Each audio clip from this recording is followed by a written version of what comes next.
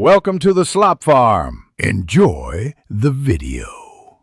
In this video, I will show you how to make kimchi onion. To begin, gather your essential ingredients. You will need about 2 large onions, 1/4 cup of gochugaru, 2 tablespoons of fish sauce, and 1 tablespoon of minced garlic. Also, prepare a small amount of ginger and green onions. Having everything ready ensures a smooth and efficient cooking process, leading to the best possible flavor. Next, let's prepare our onions. Carefully slice about 2 large onions into thin, uniform pieces. This ensures they absorb the flavors evenly. Then, soak these sliced onions in a saltwater brine for approximately 30 minutes. This step helps to draw out excess moisture and mellow their sharp taste.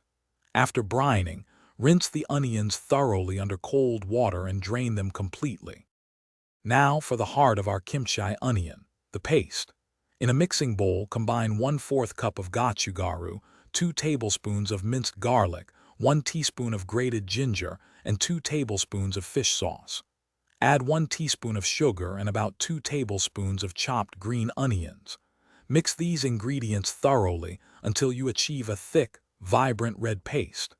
This paste is where all the incredible flavor comes from. Finally, it's time to bring everything together. Add the prepared onions to your kimchi paste. Using clean hands, gently massage the paste into the onions, ensuring every single piece is thoroughly coated.